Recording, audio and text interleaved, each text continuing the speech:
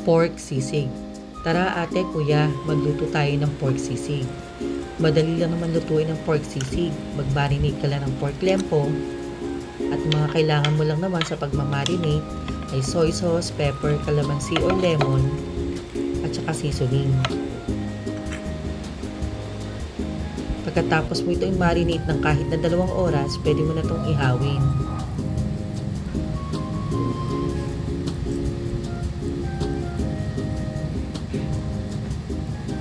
Iihaw ito hanggang maluto ang pork lempo. I-prepare mo na rin ang iba pang ingredients katulad ng mayonnaise, calamansi, sibuyas at sili.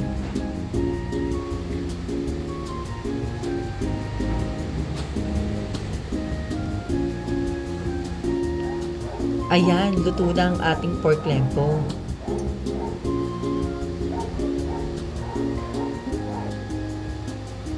Pagkatapos iihaw ang pork lempo ay ito hiwain mo na.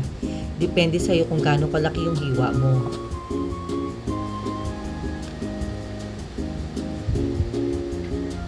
Pagsamahin mo na ang hiniwang pork lempo at ang sibuyas.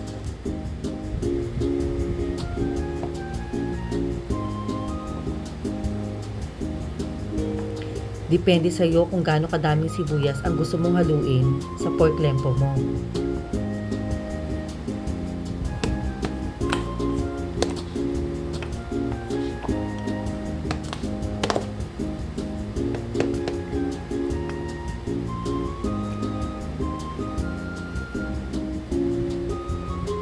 Kung gusto mong medyo spicy ang pork sisig mo, haluan mo rin ng sili. Ngayon, depende sa iyo kung anong sili ang meron ka sa bahay mo. Pwedeng siling labuyo o siling panigang. Isama mo sili sa pork lempo at sibuyas at haluin mo uli ito. Magpipe ka na rin ng kalamansi. Kung wala ka namang kalamansi, pwede naman lemon.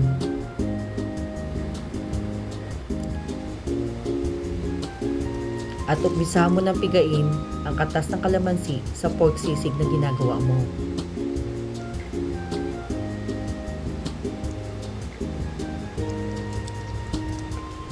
Depende rin sa iyo kung gaano karaming kalamansi ang gusto mong ilagay. Mas maganda kung malalim ang lalagyan mo para mahalo mo mabuti ang ginagawa mong pork sisig. Mayaman nga pala sa vitamin C ang kalamansi, kaya mabuti ito sa ating kalusugan. Pwede mo namang salain ang katas ng kalamansi kung ayaw mo may buto.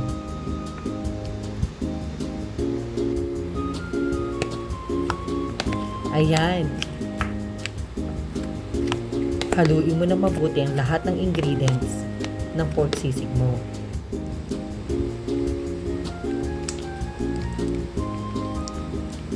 Pwede mo na itong lagyan ng mayonnaise.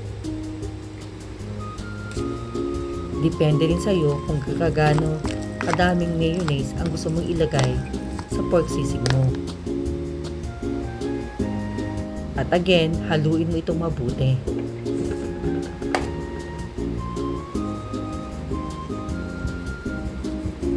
Lagyan mo ito ng salt at pepper para magkalasa.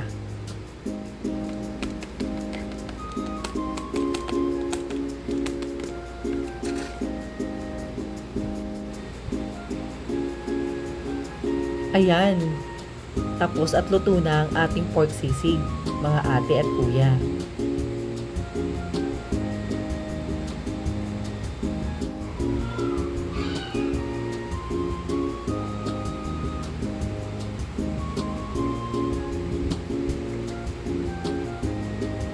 I hope na gusto niyo ang pagluluto natin ng pork sisig.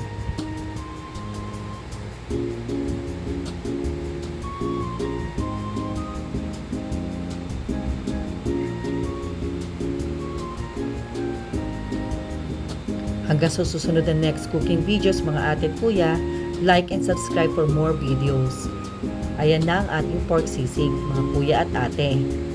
Salamat sa panonood. Hanggang sa muli.